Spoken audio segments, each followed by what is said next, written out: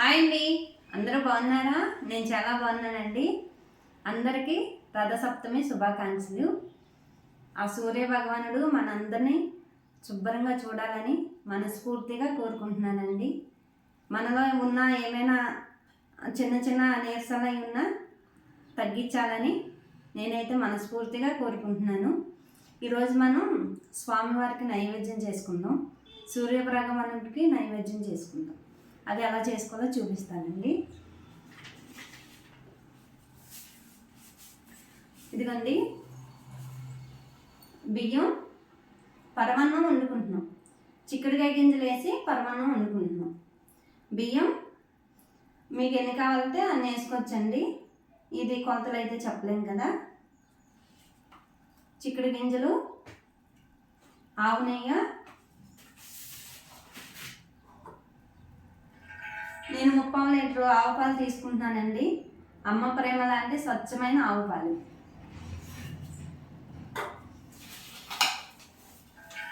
దానికి తగినంత బెల్లం అండి. అంటే ఒక్కొక్కరు తీపి ఎక్కువ తింటారు, ఒక్కొక్కరు తక్కువ తింటారు. అందుకని గ్యాస్ వెలిగించుకుందామండి.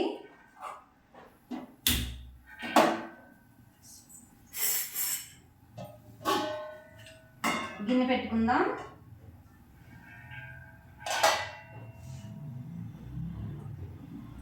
పాలు పోసేసుకుందామండి.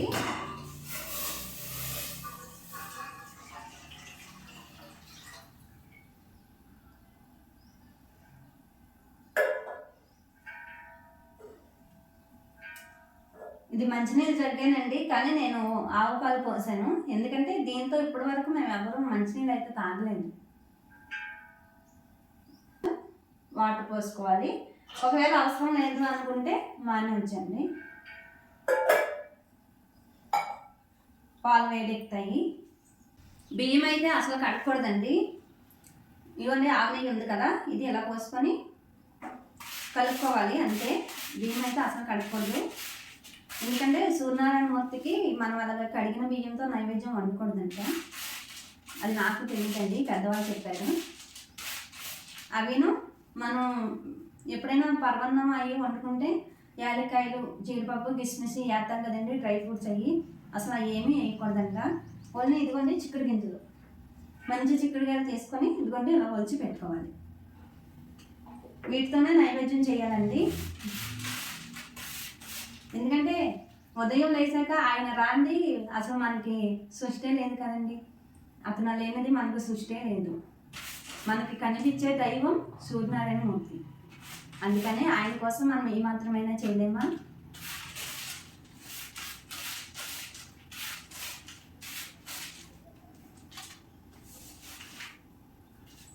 పాలు పొంగొచ్చినాయి. ఇప్పుడు మనం 3 గుప్పులు వేసుకుందాం. సూర్య భగవానే నమః, సూర్య భగవానే నమః, సూర్య భగవానే నమః. ఇప్పుడు ఉన్న బియ్యం వేసేసుకుందామండి.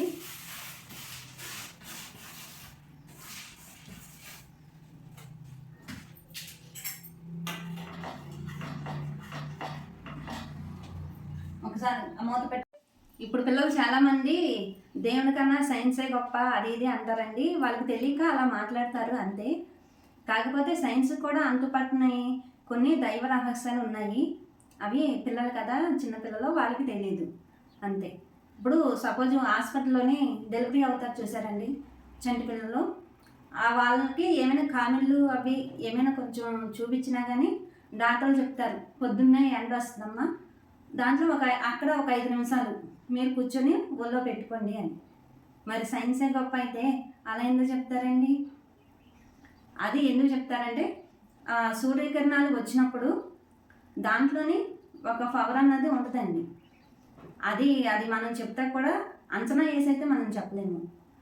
అందుకని అవి ఆ కిరణాలు ఆ పిల్లల మీద పడినప్పుడు వాళ్ళకి లోపల ఉన్న కామిళ్ళు మామూలు ఏమైనా ఇంకా వేరే వేరే ప్రాబ్లం అయినా అటువంటివి కొంచెం తగ్గుతాయి. అందుకని వాళ్ళు చెప్తారు. మనకైనా చూడండి, ఎప్పుడైనా మనం కొంచెంసేపు ఒకవేళ ఒంట్లో బాగోలేదనుకోండి, మనకి ఎండలో కూర్చుంటే కొంచెం మనసు రిలీఫ్గా అనిపిస్తుంది, ఆరోగ్యం కూడా కొంచెం మెరుగుపడినట్టు అనిపిస్తుంది. అలానే డాక్టర్లు మందులు వాళ్ళు తక్కువని నేను చెప్పనండి. దేనికి ఉండే పద్ధతి దానికే ఉంటుంది కదా. అంతెందుకండి, మొన్న కరోనా టైంలో చూడండి, వాతావరణం కొంచెం మబ్బుగా ఉన్నప్పుడు బాగా అసలు ఎక్కువ అయిపోయినాయి కరోనా పేషెంట్లు. కొంచెం వాతావరణం మారింది, చేంజ్ అయింది అనేప్పటికీ ఈ మన కరోనా కూడా కొద్దిగా తగ్గుకుంటూ వచ్చింది. అది గమనించారా మీరు? ఎండని మనం తక్కువ అంచనా వేయకూడదండి. ఎండ రాకపోతే ఈ సృష్టి లేదు. బియ్యం సగం ఉడికినాయి. ఇప్పుడు మనం చిక్కుడుకాయ గింజలు ఉన్నాయి కదా, వేసేసుకుందాం.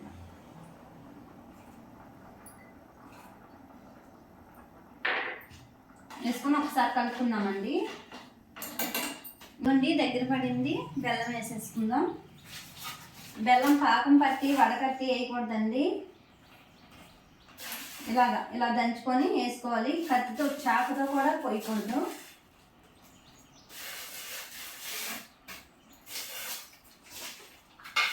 మీకు పాలు ఇరిగిపోతాయని భయం ఉంటే మంట సిమ్లో పెట్టుకొని ఇలా కలుపుకుంటూ ఉండండి.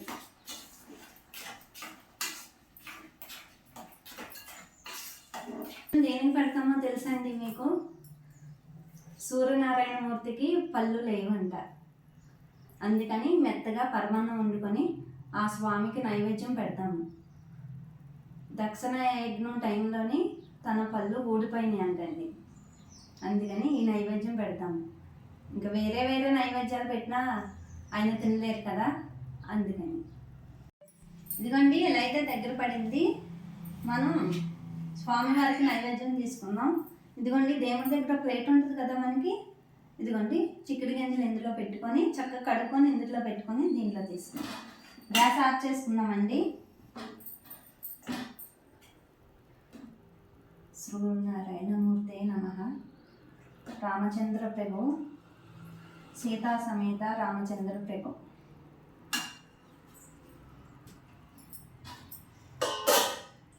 నైవేద్యం వండేప్పుడు ఎప్పుడు కూడా మూత పెట్టకూడదండి. దేవునికి నైవేద్యం వండేప్పుడు మూత పెట్టి అయితే వండకూడదు.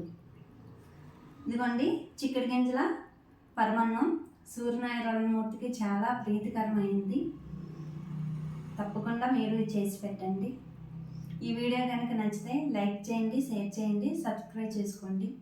ఉంటానండి మరి. బాయ్.